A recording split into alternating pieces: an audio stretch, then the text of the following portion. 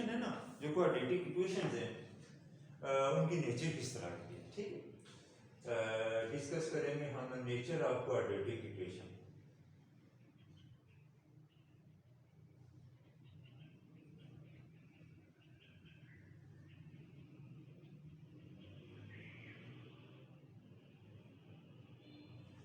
यानी कि जो हमने पहले चैप्टर में जो क्वाड्रेटिक इक्वेशन को सॉल्व करने के मेथड समझे हैं ना, क्वाड्रेटिक इक्वेशन को सॉल्व करने के जो मेथड है उनमें हमने फैक्टराइजेशन मेथड किया, उसमें हमने कंप्यूटिंग स्केल किया, और जो हमने किया क्वाड्रेटिक फार्मूले वाला।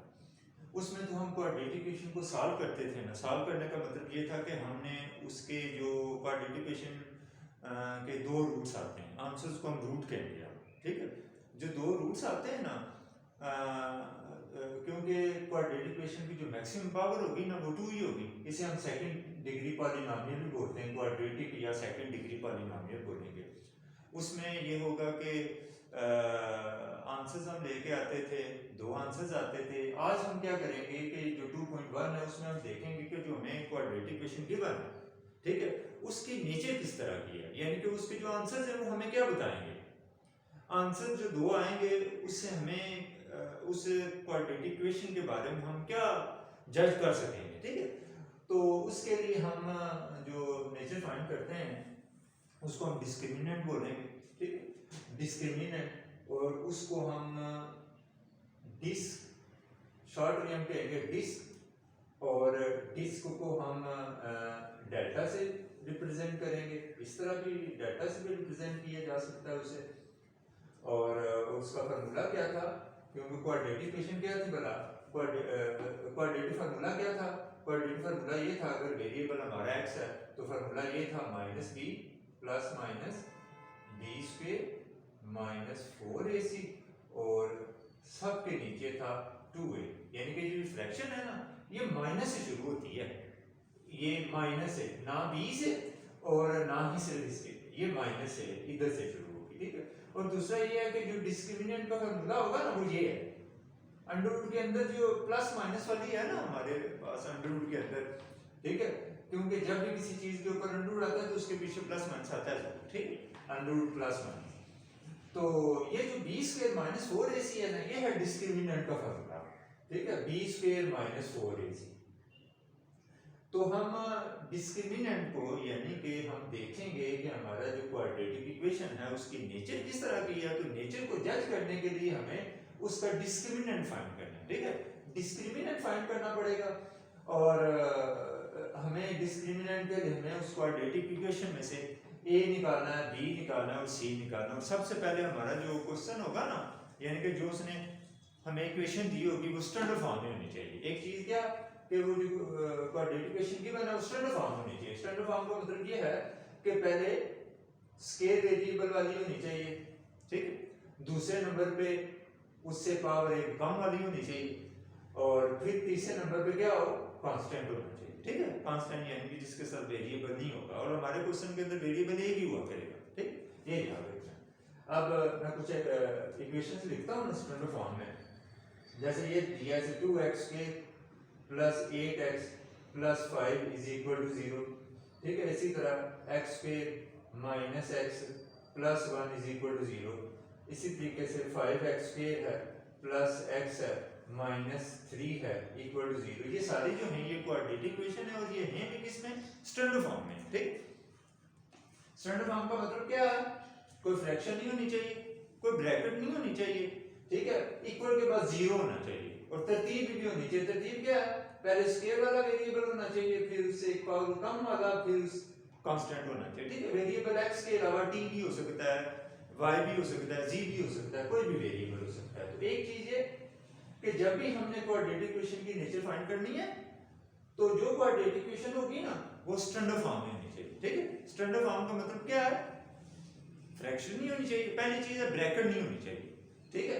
दूसरे नंबर पे फ्रैक्शन नहीं होनी चाहिए, कोई भी चीज फ्रैक्शन में बटे में नहीं होनी चाहिए, और तीसरा क्या, इक्वल के बाद क्या होना चाहिए, 0 होना चाहिए, ठीक। ये दो चीजें हमने देखनी है कि नेचर फाइंड करने के लिए हम क्या करेंगे, जो भी क्वाड्रेटिक इक्वेशन, अच्छा नेचर जो भी फाइंड होगी ना वो क्वाड्रेटिक इक्वेशन भी होगी, ठीक है।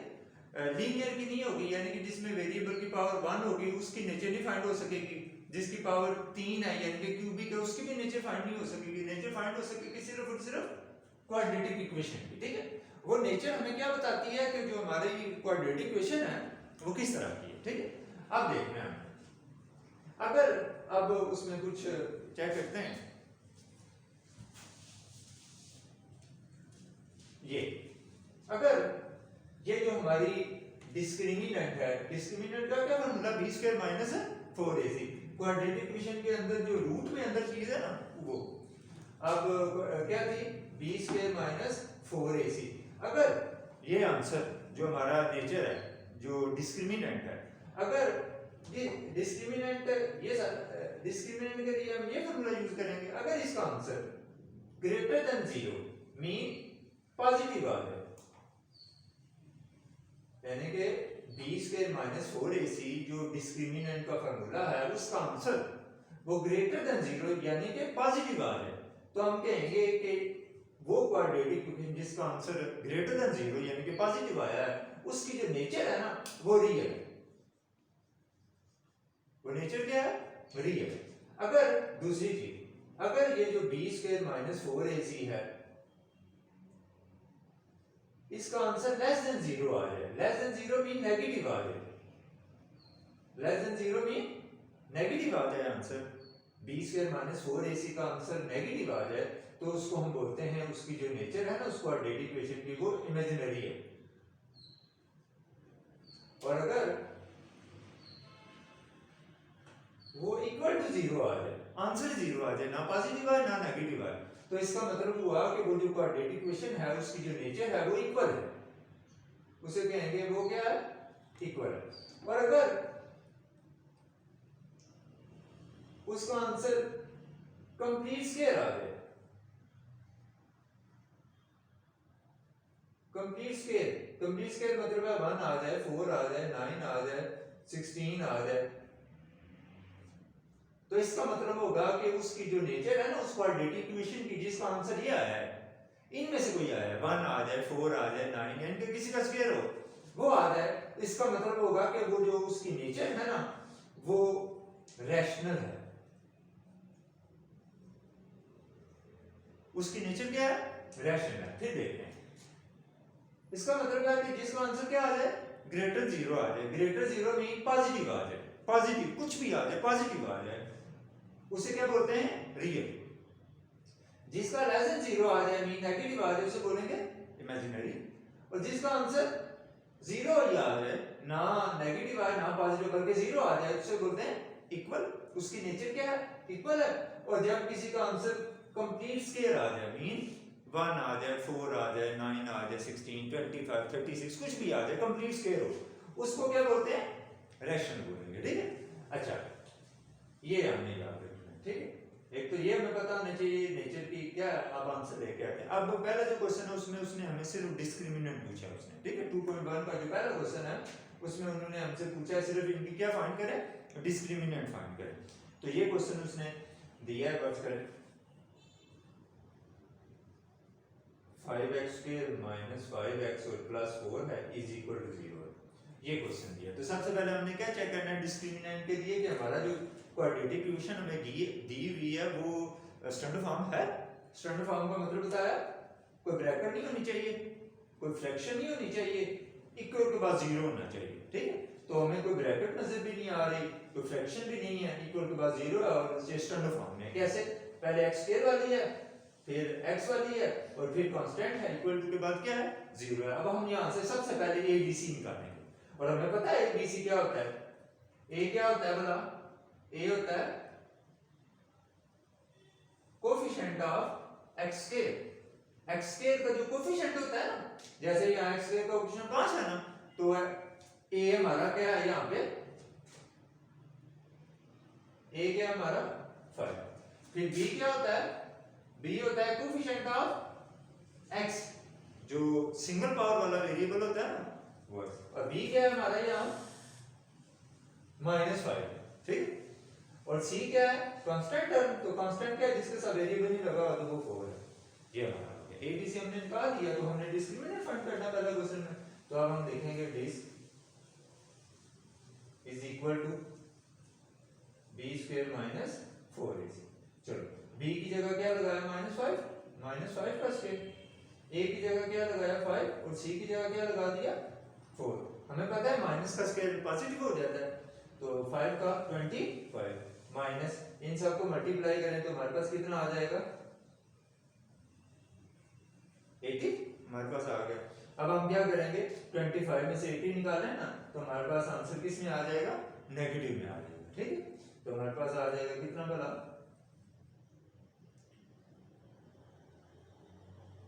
55। ठीक है, तो हमारा आंसर किस में आया भला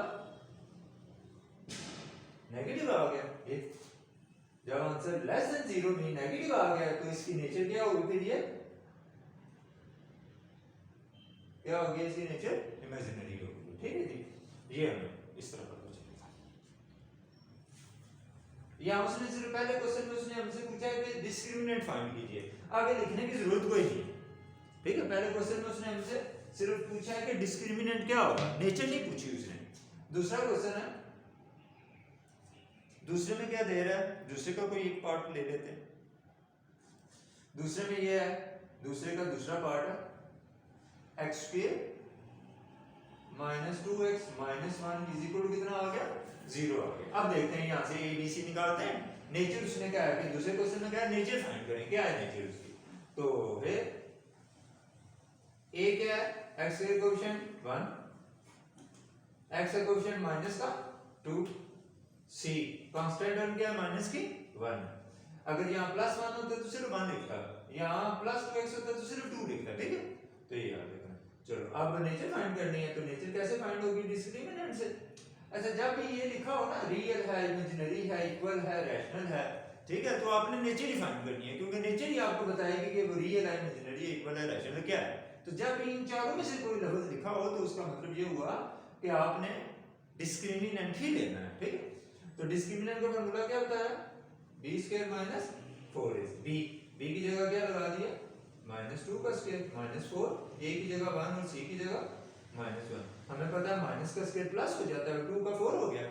अब ये minus minus plus minus minus plus 4 कौन सा 4, तो कितना आ गया 8। ठीक है, तो ये किस कैटेगरी में आया, ये ग्रेटर देन 0 यानी कि पॉजिटिव आ गया ना, तो इसका मतलब हुआ कि ये क्या हो गया, इसकी नेचर क्या है रियल। अब ये 0 के इक्वल भी तो नहीं है ना, तो इसको अनइक्वल भी कह सकते हैं, यानी कि जो रियल होगा ना वो अनइक्वल भी होगा। ठीक है, तो इसको क्या बोल सकते हैं मजीद, ये क्या है अनइक्वल भी है। और एक और चीज, अब देखो कि ये कंप्लीट स्क्वायर भी तो नहीं है ना, इसका मतलब हुआ ये रैशनल भी नहीं है, यानी कि जब रैशनल नहीं है तो ये इरैशनल भी है।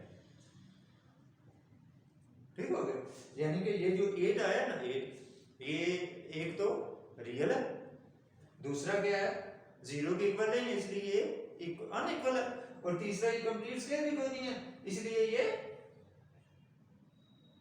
इरैशनल भी है। ठीक हो गया।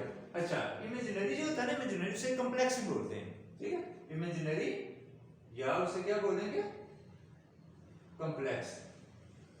ठीक है, यानी कि जो इमेजिनरी होता है उसे कॉम्प्लेक्स भी, जहां कॉम्प्लेक्स लिखा हो उसका मतलब भी इमेजिनरी है। ठीक है, मीन इसका आंसर जो है वो लेस देन 0 आएगा, नेगेटिव आएगा। अच्छा, ठीक हो गया। फिर देखते हैं इसको थोड़ा सा। पहला नेचर ऑफ क्वाड्रेटिक इक्वेशन, कि हम ये चेक करेंगे जो हमें क्वाड्रेटिक इक्वेशन उसने दी है उसकी नेचर किस तरह की है, यानी कि वो जो क्वाड्रेटिक इक्वेशन है वो हमें क्या बताती है। ठीक है, तो पहली चीज क्या कि नेचर फाइंड करने के लिए आपको एक फार्मूले का इस्तेमाल करना पड़ेगा जिसको बोलते हैं डिस्क्रिमिनेंट। डिस्क्रिमिनेंट क्या बताता है हमें किसी क्वाड्रेटिक इक्वेशन की नेचर। अच्छा, डिस्क्रिमिनेंट का फार्मूला क्या है b स्क्वायर माइनस 4ac। ठीक है, अगर ये b स्क्वायर, अच्छा b a और c क्या है, तो जो क्वाड्रेटिक इक्वेशन है उसमें जो x स्क्वायर का कोएफिशिएंट होगा ना वो a होगा, जो x का कोएफिशिएंट होगा वो b होगा, जो कांस्टेंट टर्म होगी वो c होगी। ये कांस्टेंट मीन जिसके साथ वेरिएबल नहीं रखा हुआ। तो अगर ये जो b स्क्वायर माइनस 4ac है, ये जो अंडर रूट के अंदर वाला हिस्सा है क्वाड्रेटिक इक्वेशन में, ये क्या बताता है हमें डिस्क्रिमिनेंट। अच्छा, जो डिस्क्रिमिनेंट है, अगर b स्क्वायर माइनस 4ac का आंसर पॉजिटिव आ जाए, mean greater than 0 mean positive आ जाए, उसको बोलते हैं रियल। अगर नेगेटिव आ जाए उसको बोलते हैं इमेजिनरी, अगर 0 के इक्वल आ जाए उसको बोलते हैं इक्वल, और अगर कंप्लीट स्क्वायर आ जाए, कंप्लीट स्क्वायर मीन 1 4 9 16 25 36 49 81 इस तरह जो भी आ जाए, तो इसका मतलब हुआ वो क्या होगा, रैशनल होगा। चलो पहले क्वेश्चन में हमें क्या बताता है 2.1, पहले क्वेश्चन का एक पार्ट ये दिया कि वो बताता है कि इसका डिस्क्रिमिनेंट फाइंड करें, नेचर नहीं कह रहा, वो डिस्क्रिमिनेंट फाइंड करें। मीन आपने सिर्फ आंसर लाना है, क्या है आगे लिखना कुछ नहीं है कि नेचर क्या है। तो डिस्क्रिमिनेंट क्या है, b स्क्वायर माइनस 4 है, b की जगह b की वैल्यू a की जगह c की जगह जो भी है उसका बस सिंपलीफाई किया, माइनस बढ़ा तो माइनस का 55 आ गया, जो माइनस का 55 आया वो ये माइनस में आ गया, इस कैटेगरी में आ गया, तो इसका मतलब हुआ ये क्या है, इमेजिनरी है या कॉम्प्लेक्स है। बार हमें आगे लिखना कोई नहीं है इसमें, पहले इस क्वेश्चन में लिखना नहीं है, पहले क्वेश्चन में सिर्फ उसने कहा कि डिस्क्रिमिनेंट फाइंड करें, आगे और कुछ नहीं उसने कहा। दूसरे में कहता है नेचर फाइंड करें, ठीक है, दूसरे में उसने डिस्क्रिमिनेंट का लफ्ज नहीं लिखा, लेकिन हमें पता है कि डिस्क्रिमिनेंट नेचर फाइंड करने के हमें डिस्क्रिमिनेंट ही फाइंड करनी पड़ेगी, तो डिस्क का फार्मूला लिखा b स्क्वायर माइनस 4 इसकी वैल्यू डाली, उसके बाद हमने ये साफ, ठीक है। अच्छा ये तो हो गया हमारा डिस्क्रिमिनेंट और ये हमारा हो गया नेचर, ठीक है, बाकी इसी तरह के हैं ए बी सी। एक और कर लें,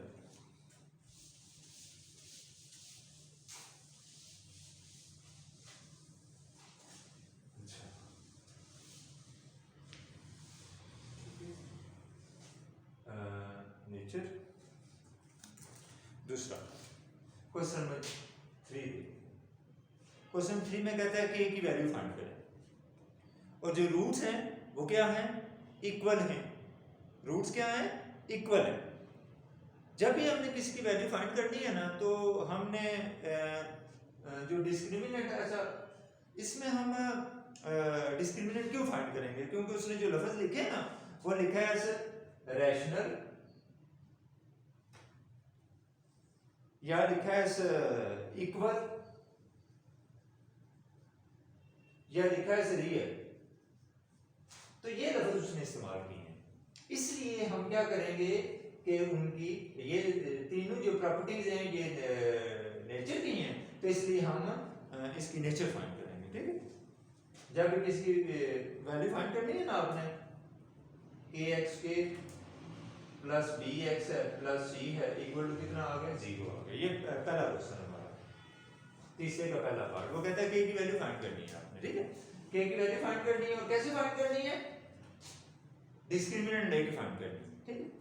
डिस्क्रिमिनेंट क्यों लेना है हमने, क्योंकि उन्होंने जो क्वेश्चन में 3 के ऊपर हमें बताया ना कि आप k की वैल्यू कैसे फाइंड कर सकते हैं, तो उन्होंने कहा है कि ये प्रॉपर्टीज लगा के फाइंड कर सकते हैं, ठीक है, या उसे 0 के इक्वल करके फाइंड कर लें, ठीक है, या उसे रियल कंसीडर कर लें। तो हम क्या करेंगे, उन सबको जब किसी की वैल्यू निकालनी है ना आपने, तो आपने उसे करना है इक्वल टू 0 करना है, ठीक है।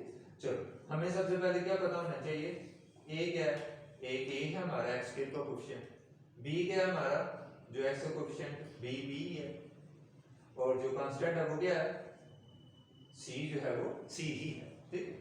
चलो तो हम क्या फाइंड करने लगे हैं, डिस्क्रिमिनेंट। तो फार्मूला क्या है, b स्क्वायर माइनस, अच्छा डिस्क्रिमिनेंट क्यों फाइंड करने लगे, उसने लफ्ज को नहीं लिखा क्वेश्चन में 3 में डिस्क्रिमिनेंट फाइंड करें, तो हमें कैसे पता चला हम डिस्क्रिमिनेंट फाइंड करके एक ही निकालेंगे, उसने ये प्रॉपर्टीज लिखी है, तो ये प्रॉपर्टीज डिस्क्रिमिनेंट के इसलिए हमने इसको, तो b की जगह क्या लगाया, b की जगह b है, b का स्क्वायर माइनस 4, a की जगह क्या है, k है, तो k लगा दिया, और c की जगह c है, तो c की जगह c लगा दिया, तो क्या आ गया हमारे पास b स्क्वायर माइनस 4 की c के या k c जो भी है, तो ये क्या है हमारे पास डिस्क्रिमिनेंट। हम मजीद इसको साथ नहीं कर सकते क्योंकि ये b है, ये सारी जो हैं अनलाइक टर्म्स हैं, ठीक है, इनको हम मजीद साथ तो नहीं कर सकते, प्लस माइनस 2 3 वगैरह तो कुछ नहीं है ये।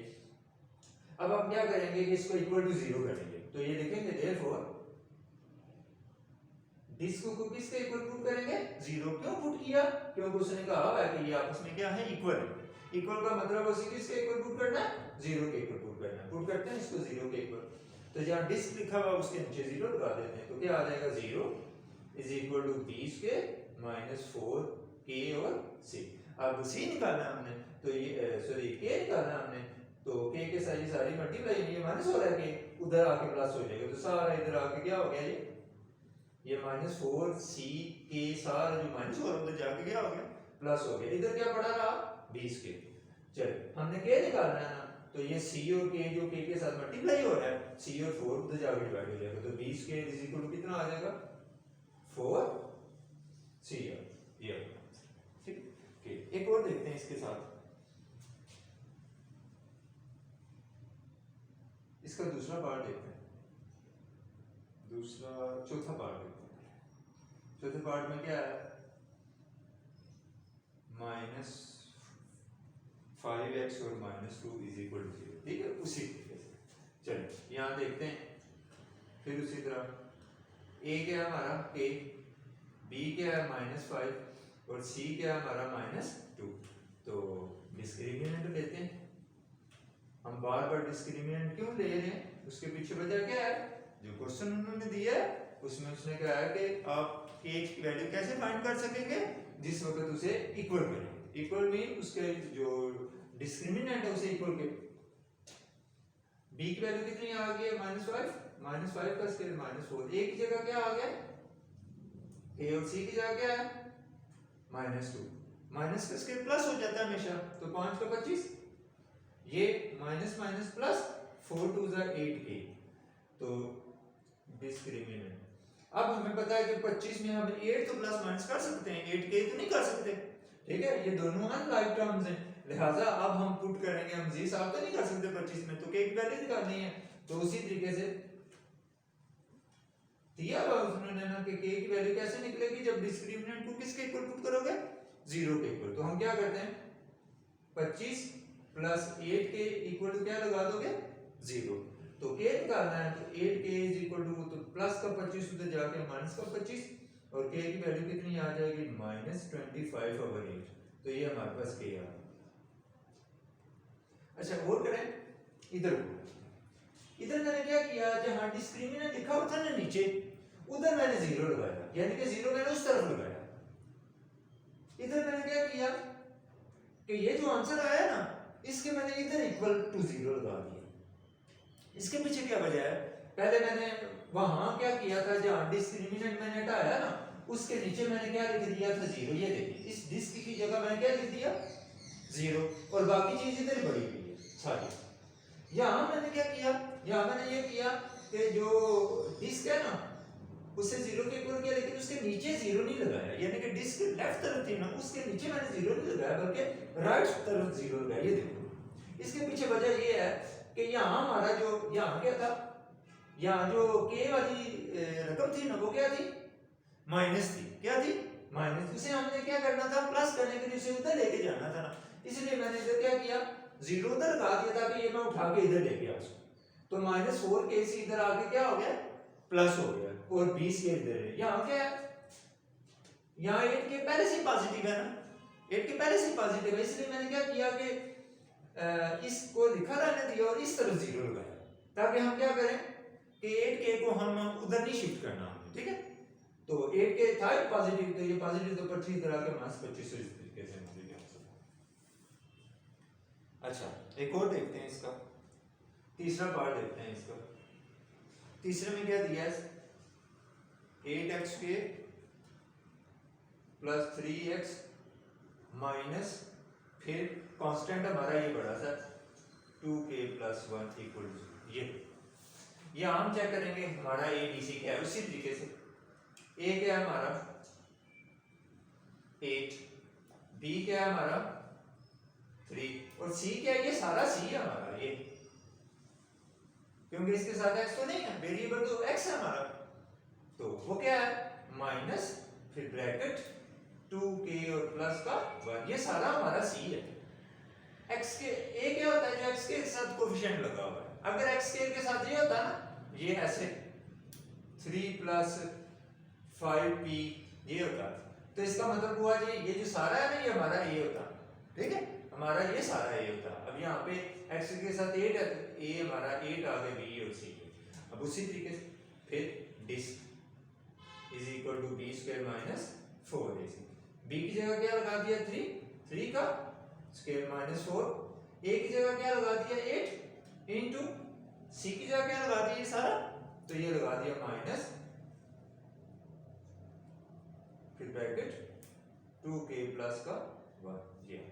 चलो 3 का स्क्वायर कितना हो गया 9। अब देखो ये तीनों मल्टीप्लाई हो रहे हैं ना आपस में, ये तो माइनस माइनस क्या हो गया प्लस, 8 4 जा 32 और फिर क्या आ गया ब्रैकेट में 2k प्लस का 1 ये। फिर ये माइनस माइनस क्या हो गया प्लस, 8 4 जा 32 और ये सारा चीज। अब उसी 3 का 9, अब इसको मल्टीप्लाई किया तो 64k और प्लस 32 1 जा 32, तो कितना आ गया 64k और प्लस इन दोनों को ऐड किया तो कितना आ गया 41। अब हम जीत इसको साफ तो नहीं कर सकते क्योंकि एक k वाली और एक कांस्टेंट है, तो अब हम क्या करेंगे, देयरफॉर दिस इक्वल टू क्या आ गया 0। तो अब उसी 64k प्लस का 41 इक्वल टू क्या लिख दिया 0 और 64k इज इक्वल टू आ गया -41 और k इज इक्वल टू आ गया -41 और 64 ये हमारा आंसर। ठीक है, इस तरीके से फिर इसको देखते हैं। पहले क्वेश्चन में उन्होंने कहा कि डिस्क्रिमिनेंट फाइंड करो, तो डिस्क्रिमिनेंट का ये फॉर्मूला था, हमने वो क्वाड्रेटिक इक्वेशन जो उसने हमें दी थी उसमें से हम a b c निकालते थे, a b c निकाल के फॉर्मूले में डाल देते थे और फॉर्मूले में डालने के बाद देखना था अगर हमारा आंसर पॉजिटिव आ जाता है, ठीक है, पॉजिटिव आ जाता है तो हम कहते हैं कि वो जो अच्छा पहले क्वेश्चन में आपने सिर्फ डिस्क्रिमिनेंट लेना है, नेचर का कुछ नहीं करना, तो हमने ये डिस्क्रिमिनेंट लिए थे कुछ भी जो। दूसरे क्वेश्चन में हमें क्या उसने बताया था, दूसरे में कहता है कि नेचर फाइंड करें, तो नेचर का मतलब है कि हम डिस्क्रिमिनेंट फाइंड करते थे, करने के बाद आगे लफ्ज लिखना था आया रियल है इमेजिनरी है या इक्वल है क्या है, तो रियल क्या होता है आंसर के पॉजिटिव आ जाए, इमेजिनरी या कॉम्प्लेक्स क्या, इमेजिनरी या कॉम्प्लेक्स, कॉम्प्लेक्स लिखो एक ही चीज के